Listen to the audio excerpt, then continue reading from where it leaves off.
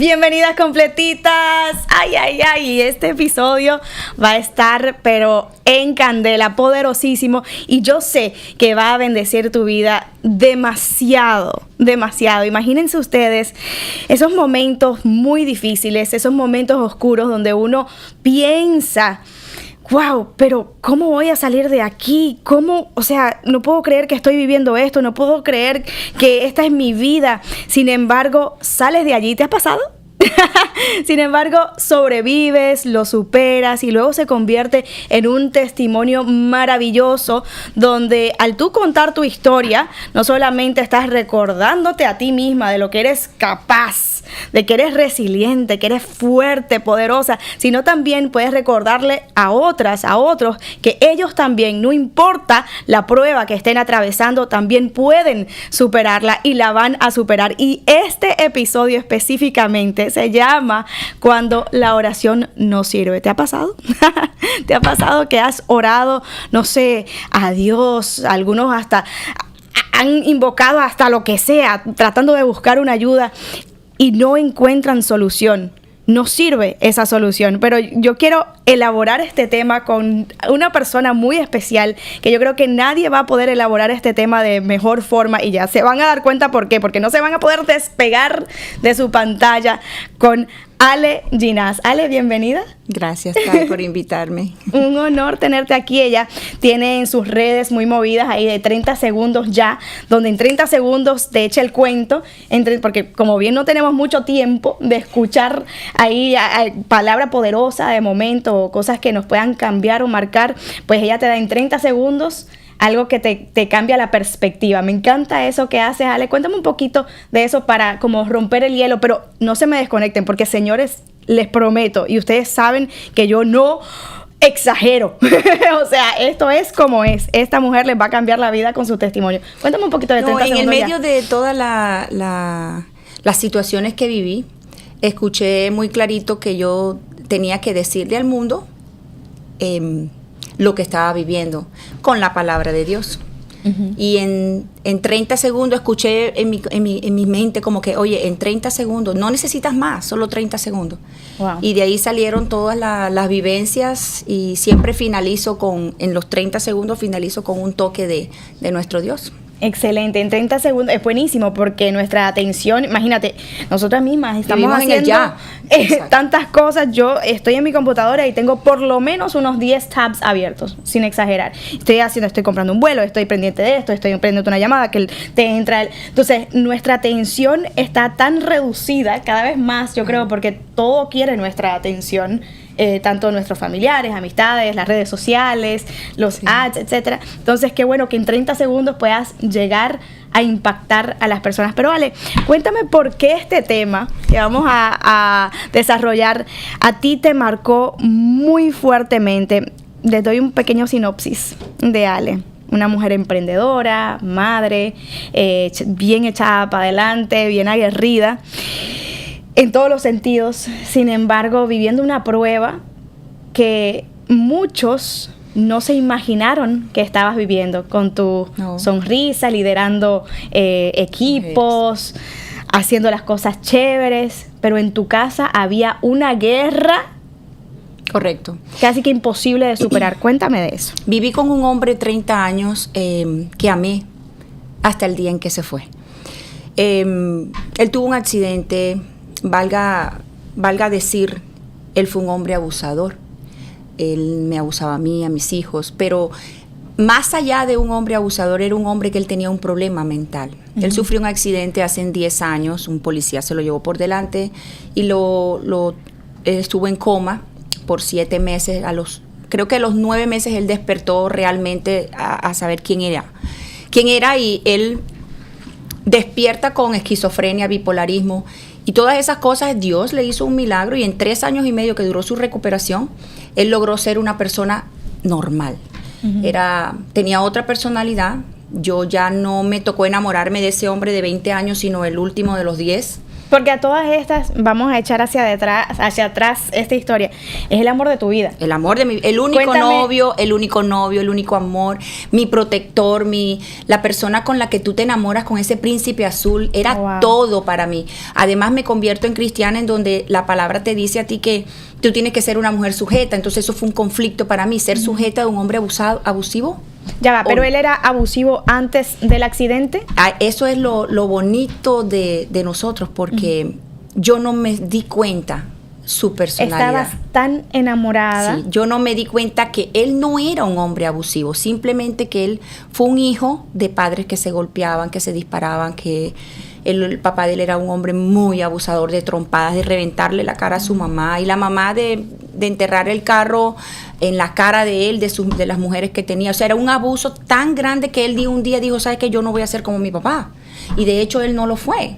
Pero él tenía sus cositas de tirar cosas, de pegarle a la pared. Tú entrabas a mi casa Esos arranques. esos de la arranques de nada. ira, que tú entrabas a mi casa y veas un cuadro como que está torcido el cuadro. Bueno, ahí había un golpe de él. Wow. Pero nunca me tocó. Entonces yo siempre fui esa mujer como que, si él no me toca a mí, estamos Todo bien. bien. Y él no era abusivo. Pero después que tú entras en la psicología, ya tú te das cuenta de cómo era. ¿Cómo qué tipo de abuso exactamente? Porque, Golpes, gritos, pero por no ejemplo, a ti no a específicamente. mí. Por sino- ejemplo, yo estaba en el carro con él mirando así, de pronto yo veo un tipo allá al frente peleando, dándole patadas a un bus. Y yo miro, y ese era mi esposo.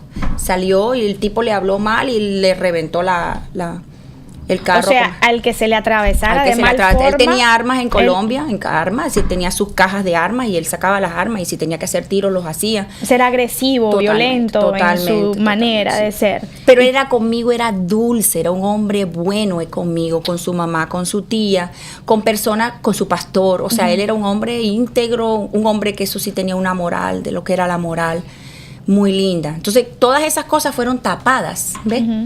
Yo nunca me di cuenta. De hecho, yo creo que si yo hubiera sabido en ese momento que él era así, igual hubiera seguido con él. Eso es quizás lo triste.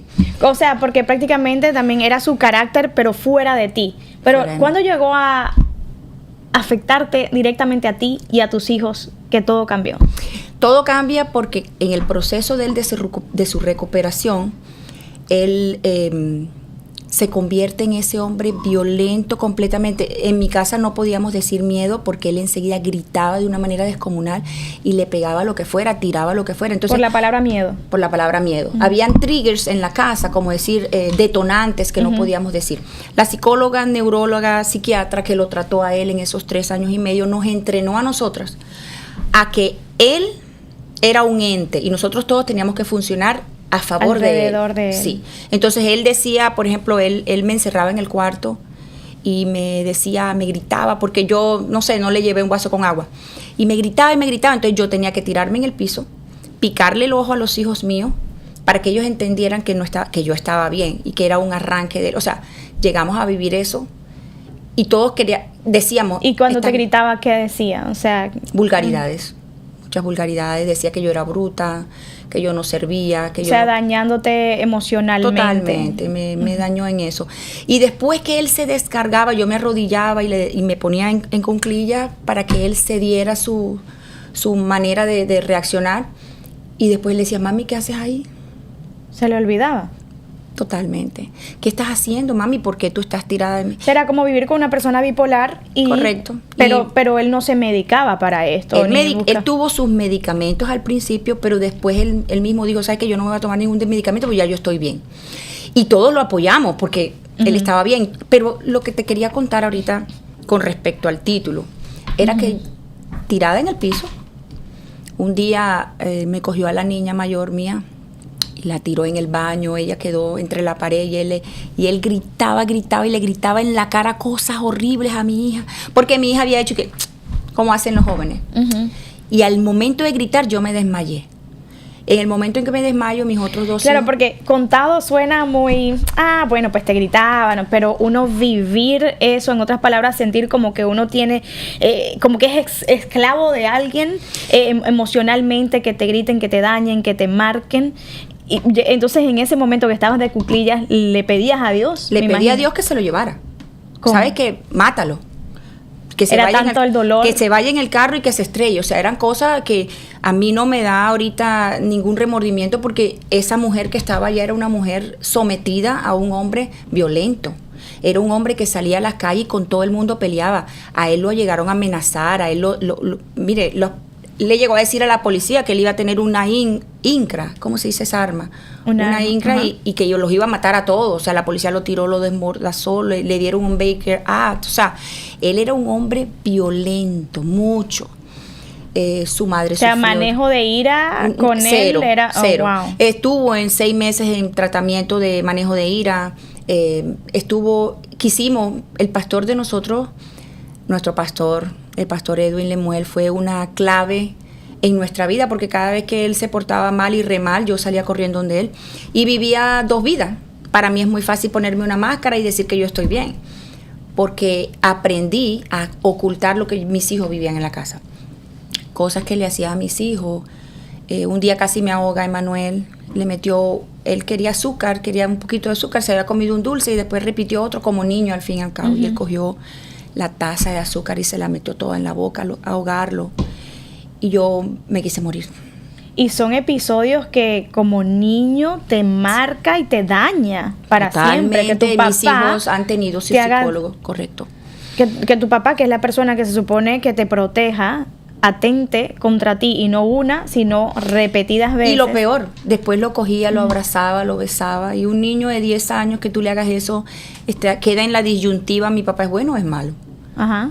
Y no desarrolla en ese momento nada, porque al segundo, el segundo de mis hijos lo llamaba mucho. Mi hijo es muy grandote.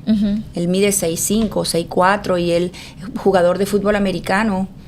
Un día mi esposo me tira al piso, me coge con un palo de escoba y me lo empieza a partir alrededor de mí, y él estaba en el cuarto.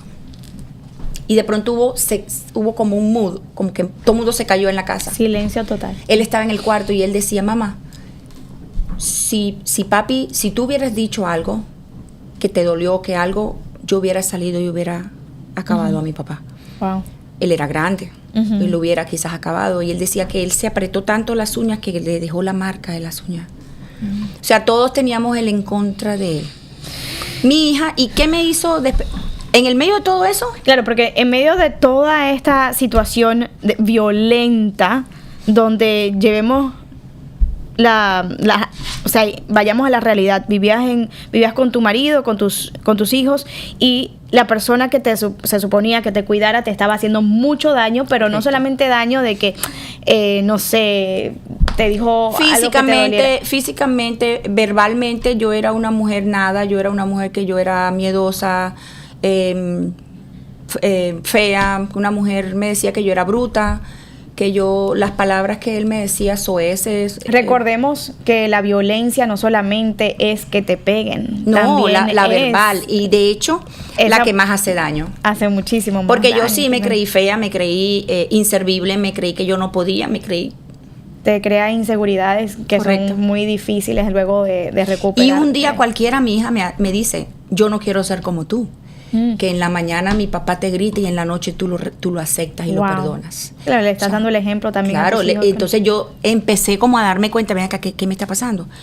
Y en el medio de todo eso, servía una iglesia con tu madre, con tu mamá, y liderábamos mujeres, y yo era incapaz de venderlo a él, incapaz de hablar mal de él, porque yo le decía a mis hijos que una mujer se casa en las buenas y en las malas, y ahí estamos equivocados todos.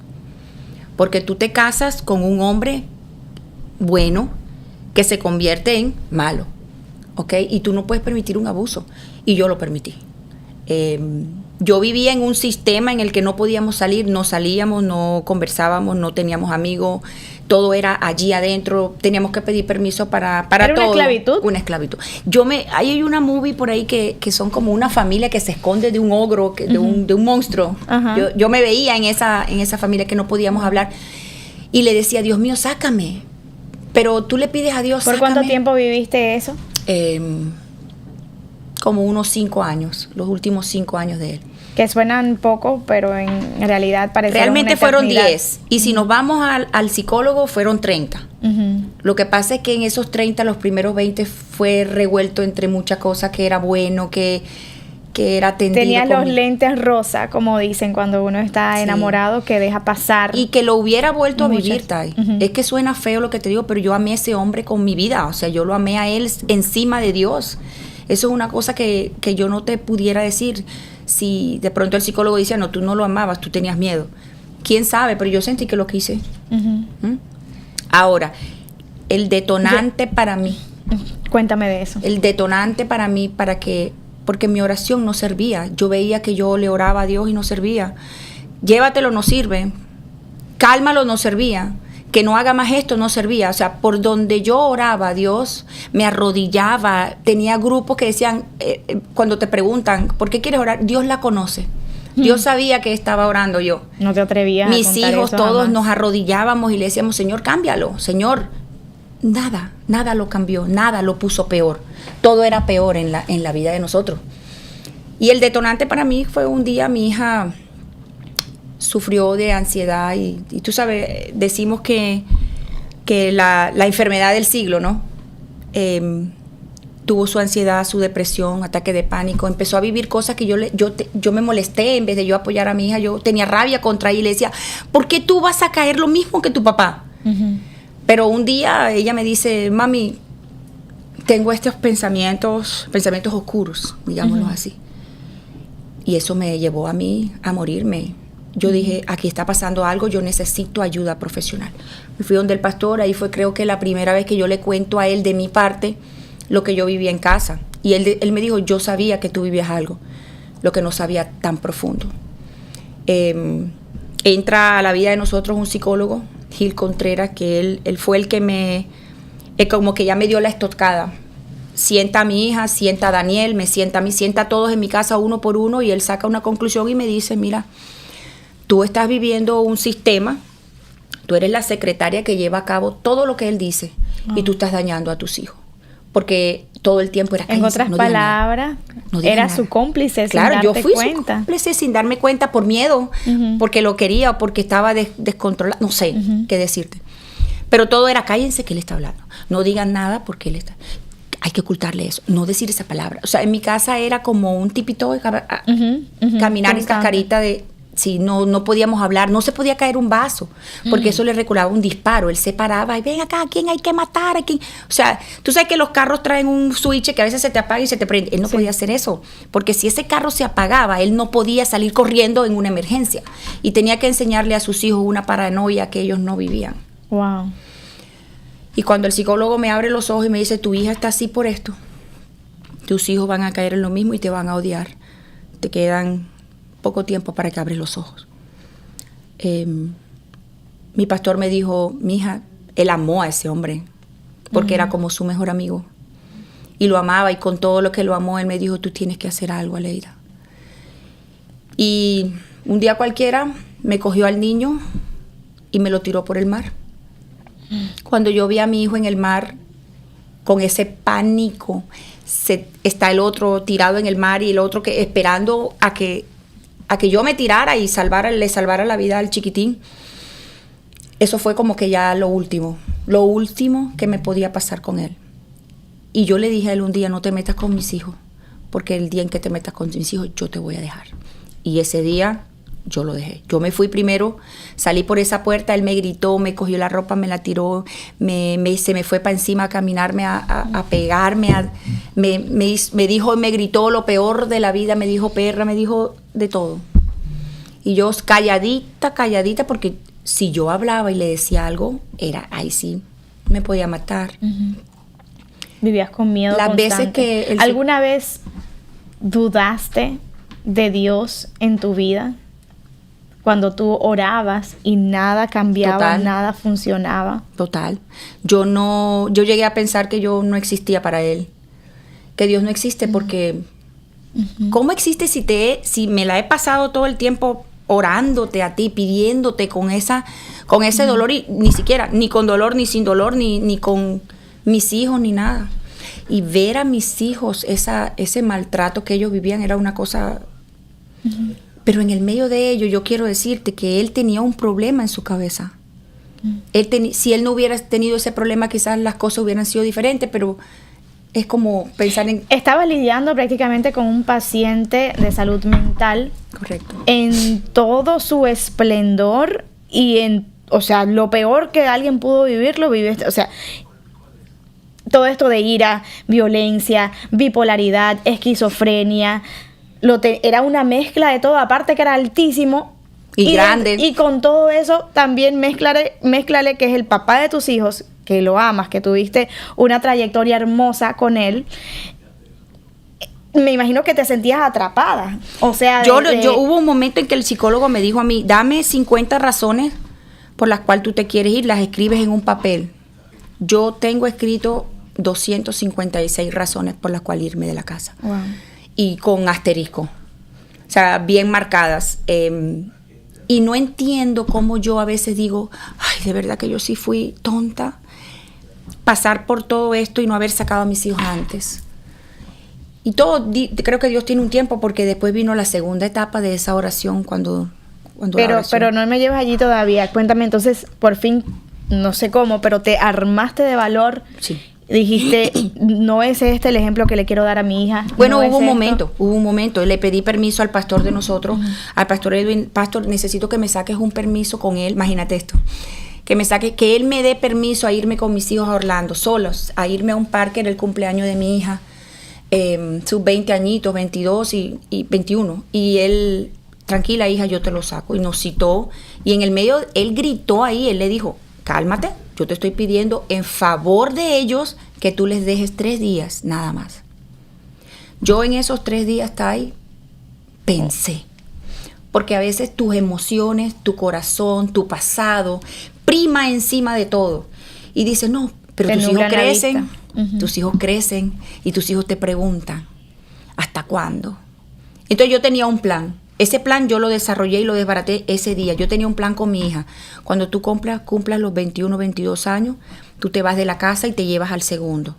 Después que te llevas al segundo, más tardecito, un plan de yo escape. tenía un plan de escape para yo quedarme con él ahí, con él hasta el día en que se fuera, en que yo me muriera, con él. Porque una mujer cristiana tiene que estar con su esposo en las buenas y en las malas. Subyugada. Total. Pero tú sales. Entonces le puse una carga a mi hija, aquella esa edad de 15, 16, que fue cuando la elaboré realmente. Y ese día en Orlando, cuando estábamos sentados, tú le dices, ¿sabes qué? Ese plan no lo vamos a hacer. De ella sacarte, no, voy a salir yo. Porque mi hija es muy obediente, mis 3 hijos. Ellos quizás no hubieran salido de la casa, la que tenía que salir era yo. Regresamos con fuerza y le dije, me voy a separar de ti. Se volvió loco. Esa fue la primera vez. Se volvió loco en agosto. Y mi hijo chiquito dijo, mami, no, porque lo estás abandonando. Todavía no había pasado lo del mar. Regresé con él en ese mismo mes. Me lloró, me rogó, regresé. Y cuando regresé se volvió peor. Me sacó del cuarto, me empujaba, ya la violencia era más grande, ya era romper la casa, ya era desquitarse contra sus hijos. Mi hija quería salir a una fiesta, tú no vas. Y ella le rogaba, no vas. Una niña de 20 y pico de años, ¿me entiendes? Yo no podía salir ni con mis amigas, ninguno se dio cuenta de lo que yo vivía en mi casa. Y ahora es muy fácil. Estabas amarrada sin cadenas. O sea, no te permitían ni ser, ni estar, ni tener amistades fuera de él. Yo le daba una pastilla a él en la noche, que le duraba hasta las 12 del día. Se lo daba como a la 1 de la mañana hasta las 12. De 9 a 12 nosotros podíamos salir a tomarnos un café, mi hija y yo. Wow. Y a las 12 él tenía que encontrarnos en la casa. Porque donde no estuviéramos, él era capaz de irse a donde nosotros y desbaratar la casa y pelear con el que estuviera en el restaurante, con el que sea. ¿Y cómo hacías para poder, o sea, tu trabajo, tus cosas? En ese momento yo me dedico al real estate y él estaba conmigo. Yo iba a visitar la casa y él estaba en el cuarto, en el carro. ¿No te dejaba ni trabajar sola? Nada. No me dejaba trabajar. Siempre decía, yo te voy a acompañar. Sí, está bien, mi esposo me está acompañando. Tu esposo no te tiene que acompañar a tu trabajo. Me voy a tomar un café. Estábamos aquí 2 mujeres con mi mejor amiga que salía a tomarme un café y él estaba a la vuelta y ella no se enteraba de que él estaba dando vuelta por ahí, que yo estaba tomándome un café con cualquier amiga. Vigilándote. Total. O sea, esto es traumatizante. Total. Aleida, tenía mi jefe de cuando estaba en el banco, porque me tocó salir de allí, y él se sentaba en la sala del banco mientras yo atendía a los clientes y yo atendía a los clientes y él sentado allí en la sala del banco dándose cuenta con qué hombre yo hablaba, porque le entró una paranoia de celo también. En la sala del banco. Sí, mientras yo trabajaba. O sea, yo creo que ese es... Cherry ya ahí in the era top. para tú darte cuenta de que algo está muy Solo mal. abrí mis ojos cuando mi hija me llamó. Solo abrí mis ojos en ese momento y en Orlando, al regresar a la casa, me senté un día cualquiera con Dios y le dije, ni orar sirve, pero yo te voy a dejar saber a ti lo que yo voy a hacer. A sabiendas de que Dios es todopoderoso, pero yo estaba en una rebeldía contra Él que para mí era muy fácil decirlo. O sea, Pero tú querías que Dios hiciera algo, pero tú no te atrevías tú a hacer nada. Correcto, al correcto. respecto. Yo no Porque hacía en nada. esta situación, quien tenía que tomar las riendas Correcto. de su casa, de su familia, de sus hijos, eras tú, pero no... ¿Cómo ibas a armarte de valor si lo que tenías era Miedo. justamente la palabra que no se podía decir Correcto. en tu casa? Miedo. Sí, miedo. Miedo y terror de que Él me fuera a hacer un daño. Yeah. Y me fuera a hacer un daño delante de mis hijos. Que ya con todo lo que habíamos, yo le oculté mucho a ellos, mucho. O sea, que te matara. Sí, él me amenazó todo el tiempo. Él me amenazaba que él me podía ahorcar, que él me podía... yo soy capaz de sacarle los ojos al que sea. Él tenía un papá muy violento. Él vio cosas de niño que no debió haberlo visto. Yo sabía que él era capaz de hacer cualquier cosa. Entonces evité. Él se desquitó contra su mamá, la gritó una vez, la empujó, o sea, cosa muy fea. Pero ese día que yo estaba ya con Dios, le dije, aquí yo voy a tomar la decisión con mi cabeza. Porque las personas tenemos que tomar decisiones con nuestra cabeza, fría, calculados, sin la emoción envuelta. Porque si la emoción te va a llevar, te va a tumbar. Mira, a la tentación hay que huirle. Mi tentación era obedecerle, mi tentación era el miedo, mi tentación era calladita, no decir nada. Siendo que yo he sido una mujer que cualquiera que dice, pero Aleida, tú eras así de boba. Bueno, pues sí.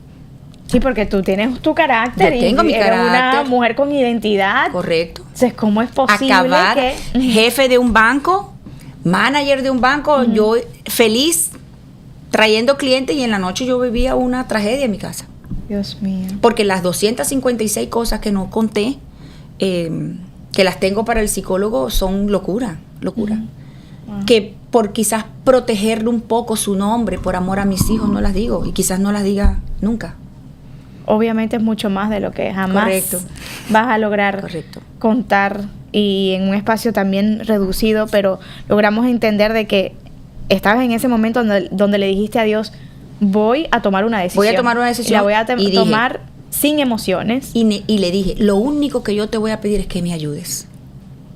¿Y qué era? Y la ayuda, a veces uno cree que la ayuda va a venir como que qué lindo. La ayuda fue que cuando él lo tira al mar, me monto en ese carro, nos montamos todos, salimos corriendo y dije, esta es mi ayuda.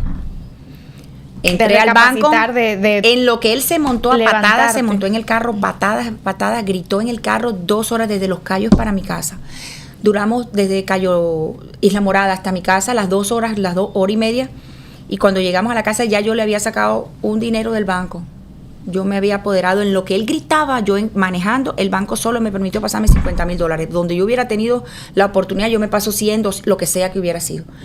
Solamente con ese dinero salí de la casa. Llegué a mi casa, recogí las cosas. Ya yo tenía un backpack en él. Él me bota y me dice, lárgate, me robaste la plata, eres una ladrona, bandida. ¿Pero o sea, cómo se dio cuenta? Se dio cuenta. Porque él le llegó las alertas. La notificación. En lo que él Okay. gritaba, él no sabía. Pero cuando ya él llegó a la casa, ya le llegó sus alertas. Bueno. Y tú con tu maletita lista para ya irte yo con estaba tus lista. hijos. Y yo me iba sola y le digo a mis hijos, yo vengo por ustedes. Y me sale Daniela, la mayor, y me dice, no señor, usted no se va sola, yo me voy con usted. Claro. Pero mami, no mamá, me voy contigo. Entonces el papá, tú te vas ahí, te largas. Y él le dijo, ok, me voy con mi mamá, papi. Yo me voy porque mi mamá no puede estar sola. Ella también tenía miedo. Pero tuvo el coraje de enfrentársela a su papá y decirle, ¿sabes qué? Me voy con mi mamá. Cuando vamos saliendo viene el chiquitico, corriendo donde mi mamá. ¿Te diste cuenta cómo me tiró y tú me vas a dejar a mí? Le dije, no, mi amor. ¿Tú estás seguro que te quieres ir conmigo? Yo me voy contigo, mamá. En esa agonía de ese niño diciéndome así, yo dije, ven acá, me llevo 2, me llevo 3. Claro. Cristian. Y empecé a gritar por mi tercero que estaba allá arriba y que él lo tenía allá arriba gritándole y diciéndole cosas. Y él se estaba controlando. Mi hijo Cristian es un niño muy tranquilo. Él es muy tranquilo, pero esa tranquilidad envuelta en todo lo que es, se le devuelve y se le queda mirando al papá. Un niño de 6, él pesaba 300 libras en ese momento, en su ansiedad, en su depresión, en su juego del fútbol americano, y él se le voltea y le dice, no tocas a mi mamá. Te juro, Tai, que yo me morí, y mi hija también. Lo jalábamos del brazo, vámonos, vámonos, vámonos. Porque él estaba duro para pelear contra su papá, porque ese era el día. Le dije, papi, entonces yo me fui a la cara de él y le dije, mi amor, please, hazlo por mí. Hazlo por mí, vámonos de acá. Él me agacha la mirada y tú sabes que cuando tú estás mirando un punto, entonces te olvida lo de alrededor. Pero cuando tú lo desvías, ya él cambió, mami, vámonos. Nos montamos en ese carro. Él lo levantó a patada y se quedó solo allí. Esa fue la oportunidad que Dios me dio a mí de salirme de la casa. Viví un mes en un hotel y yo como realtor me conseguí una renta que guardábamos el carro para que él no supiera dónde estábamos viviendo. Porque después que yo me voy de mi casa, empiezo un proceso en mí a darme cuenta, a mirarme yo dentro y decirme, qué estúpida yo he sido. Cada vez que yo lo veía, lo despotricaba, si esa palabra la puedo usar, le decía vulgaridades. Yo me convertí en una mujer bien mala. Le gritaba todo lo que los 30 años yo no pude decirle, lo que los 5 últimos en presión, todo se lo grité, se lo dije, porque ahí en el medio de esa situación. Pudiste salir de una cárcel. Entonces, exacto, pudiste revelarte de alguna forma u otra, decir, ya va, no, ya va, hasta con conmigo. Mis hijos no. Correcto. Y lo peor de todo ese momento es que él le había dado en el 2020 cáncer. Y ahí estuvimos la familia en su cáncer. Se recuperó de ese cáncer. Se redimió completamente de un cáncer de pulmón que estaba supuestamente en estado 4 y no estuvo. O sea, vivió 3 años y medio más. Y justo la segunda parte, no sé si te la... Sí, te la entonces cuéntame sales de casa, te empoderas de alguna manera Me paso u otra. agosto, septiembre, octubre, noviembre, diciembre. Tenía 25 años que no iba a Colombia. Por fin te fuiste con tus muchachos. Me fui con mis muchachos a la brava, a la mala, él que no dijo...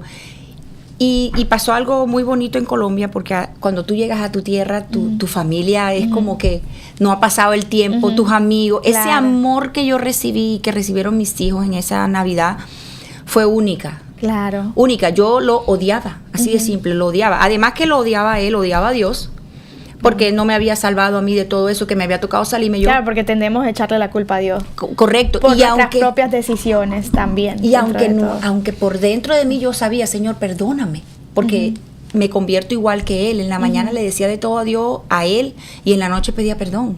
Le decía, perdóname, Señor, no soy yo. Pero yo creo que en su infinita misericordia Él permitió que yo me desahogara de esa manera.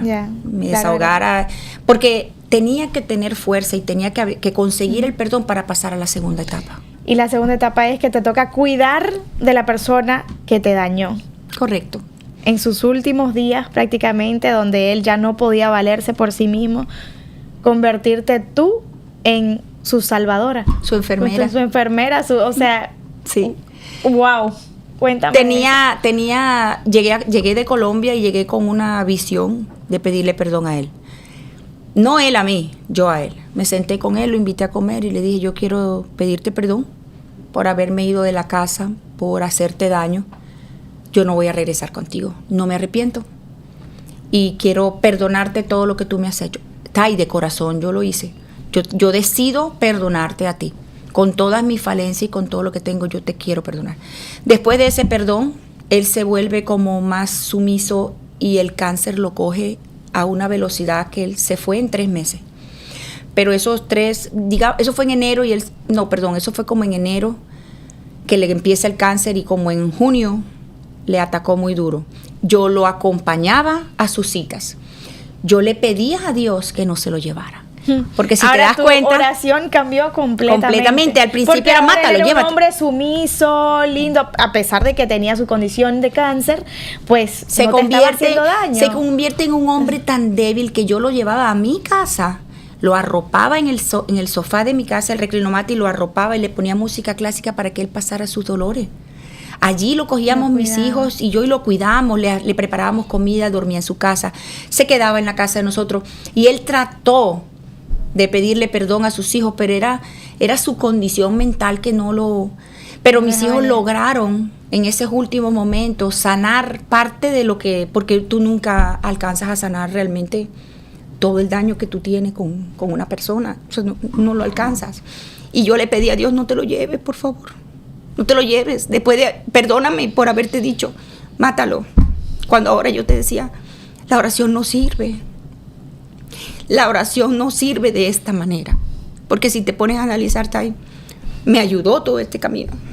La oración siempre, siempre hace lo suyo, aunque no puedas verlo en ese momento de que hay un cambio, y te abrazo y te doy fuerzas en tus lágrimas, porque sé que no ha sido fácil, ha sido muy, muy difícil.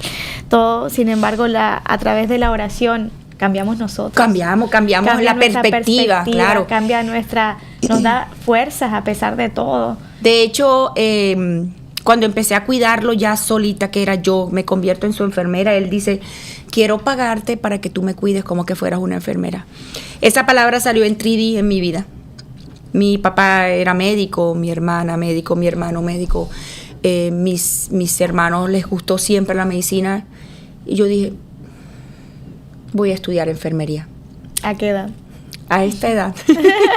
Ahora estoy estudiando, voy a entrar en clínicas en agosto. Pero en ese momento tan duro de cuidarlo a él, de ir al hospital, cuando ya él entra... Hay un nuevo sueño para ti, a pesar de todo. Como el ave fénix, me dijo el pastor. Me dice, totalmente. Él entra en ese hospital 3 meses intensivos en los que él pierde la memoria completamente, pierde su movilidad, un cáncer muy masivo, agresivo, en donde la doctora me llama un día y me dice, le quedan 2 horas, y corrimos todos y logramos despedirnos. Cada uno de nosotros se despidió de él. Él todavía era consciente y él le dio una palabra y se recordó de cada uno de mis hijos. O sea, hubo como esa oportunidad que Dios te dio en ese momento de que mis hijos lograran sanar un poco con su papá. Un momento de reconciliación. Un momento duro, difícil. Su mamá estuvo allí, pobrecita, ella sufrió muchísimo también porque es su único hijo. Y su mamá, una mujer amorosa, que lo amaba con locura, pero que también ella vivió sus procesos cuando joven. También él le reclamó mucho a ella. Pero en esos últimos meses ella lo pudo cuidar. En lo que yo no estaba, ella estaba, su mamá. Y su mamá pudo lavarle la ropa, cocinarle y atenderlo lo que él siempre se lo pidió. Completo sí, Dios se lo dio a ella. So, queríamos, en el hospital cuando estábamos todos allí, que ya me dicen que le quedan pocas horas, yo le pedí a Dios mío que ojalá no sean pocas horas, sino que sean más. Y ahí me di cuenta yo ahí me di cuenta yo que la oración, o sea, la oración la necesitas tú. Pues ese es mi caso. De pronto a otro lo puede mirar de otra manera, pero la manera que yo lo veo es que la oración es una herramienta magnífica en la cual te da a ti la revelación de lo que tú tienes que hacer en el momento indicado. Y contar con una conversación con Dios no es un rezo, sino decirle, Padre, ¿qué haría? ¿Qué hago? ¿Cómo estoy? Me siento así, me siento así. Y yo fui desahogándome y armando un rompecabezas en el medio de que la oración no servía, porque mis ojos solo veían, la oración no sirve. Pero la oración sí sirve, Tai, porque me acompañó en todo este proceso hasta que él se fue. Y te diste cuenta de que incluso en ese proceso tu misma oración cambió, porque tú cambiaste. Correcto. La situación cambió, él cambió, tus hijos cambiaron. Todos. Hoy en día yo te puedo decir que yo disfruto, eso pasó hace ya 2 años, yo disfruto de una paz, de un regalo que Dios me ha devuelto a mí, que le dio a mi hija. Y a mí un día mi hija me dice por teléfono, mami, te voy a esperar porque tengo un versículo que darte. Y yo le dije, mami, imagínate que yo también tengo un versículo que darte también. Hoy no lo vamos a decir. Es el mismo. Romanos 8:18. El día de su cumpleaños es agosto 18. Y ella tomó Romanos 8:18 y yo también 8:18. Dice, los tiempos de ahora no se comparan con los venideros. Así es. Entonces, en este momento yo te puedo decir que yo estoy viviendo ese momento venidero, en el que yo miro atrás y digo, Dios mío, qué frustraciones, y que seguimos en una lucha, qué frustraciones, qué vida. Mi hija es otra, mi hijo, el segundo, es otro, bajó sus 300 libras bajó, un niño flaco ahora, porque esa depresión y esa agonía que vivíamos.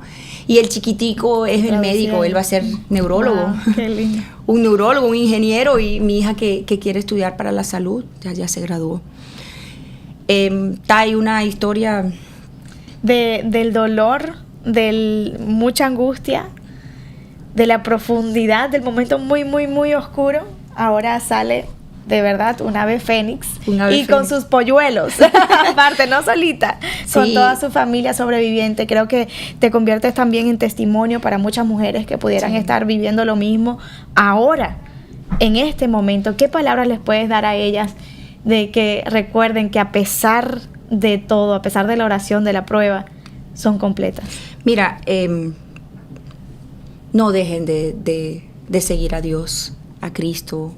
Manténganse siempre en eso y rompan con ese ciclo de lo que es el abuso. Porque cuando tú estás dentro del partido, tú no te das cuenta de lo que los demás ven. Y ahora que yo estoy fuera de eso, me doy cuenta que ¿cómo es posible que una mujer no puede ir a tomarse un café con su amiga? ¿Por qué no tienes una cuenta de ahorro? ¿Por qué tú no puedes tomar decisiones en tu casa? ¿Por qué tiene que ser todo tu marido? No, estás viviendo una situación de abuso. Es que él me acompaña, él tan lindo, él va conmigo a todos. No, señor. No, tú tienes que ser completa, llena de eso que nos pone Dios a nosotros, que lo tenemos todas. Esta es mi historia, pero seguro que la que está viendo tiene su historia también. Y que si en algún momento tú puedes sacar algo positivo de acá, que es mucho, yo te quiero decir a ti, ve siempre adelante, piensa las cosas positivamente y las analizas, porque realmente en la vida vamos a pasar por situaciones, pero solo Dios es el que te va a dar a ti ese poder para seguir adelante, y la berraquera la tenemos todas las tenemos ahí adentro. No te dejes gritar, no te dejes hablar. Eso es en colombiano, traduzcámoslo al resto de español, quiere decir como la tenacidad, la fuerza, el no darse por vencida. No darse por vencida. Si tú estás en una situación, busca un psicólogo. Si tú tienes que pasar por un tratamiento médico, hazlo. Porque sabes que 1, busca a Cristo. 2, empápate de una situación de los demás. Ve a un psicólogo, ve a un pastor, ve a una persona que te escucha. Y 3, si te tienes que medicar, hazlo. ¿Por qué? Porque tú tienes que estar bien para que tú le puedas dar a tus hijos un futuro mejor. Totalmente. De hecho, yo te lo digo sin pena, yo soy una mujer libre. Yo soy una mujer libre. Libre, completa, en paz y feliz. Y feliz, completa. Y con tu familia. Completa. Pasaste una prueba muy difícil, pero ahora eres otra y nos consta que eres y estás completa. Y así te sientes, ¿verdad que sí? Claro que sí. ¿Sí o no? Y mis hijos. ¿Sí o no? Que ese testimonio ahora tú se lo das a otras mujeres y puedes levantarlas también y decirle, no, mamita, ahí no. Desde que ven el primer red flag, tú le dices, espérate, ahí no es. Tengo una conocida que cuando ella entra y le dice, no, es que mi esposo, y yo trago y digo, Señor, ella está viviendo una situación, pero ese es su proceso. No me ha dicho a mí nadie que me meta, pero estoy orando, porque yo sé que la oración sí sirve. Sí, con eso terminamos. Gracias, Ale, por estar aquí. Gracias, Tai, por invitarme. Gracias por todo lo que compartiste con nosotros, porque fuiste muy vulnerable y te admiro por eso, porque es bastante valiente lo que lograste hacer el día de hoy, y yo sé que va a edificar muchas vidas. Yo sé que ya lo hizo, ya lo está haciendo, así que te invito a ti a compartir esto, a que no te quedes con esta historia magnífica, sino que si conoces a una amiga, conoces a un amigo que esté pasando por la violencia doméstica, que por fortuna Ale vivió para contarla, pero ese no siempre es el caso. Y recordar que la oración sí funciona, aunque parezca en todos los sentidos que no, pero es muy probable que en medio de ella tu corazón esté cambiando, tu situación esté cambiando, lo que no ves también está tomando un giro completamente alterno y mejor. Te felicito, Ale. Aquí hacemos que somos completitas, así es como recordándonos a todas que somos y estamos completitas. Aquí nos vemos a la misma hora en el mismo canal. No nos falles, comparte, suscríbete. Te queremos. Eres y estás completita.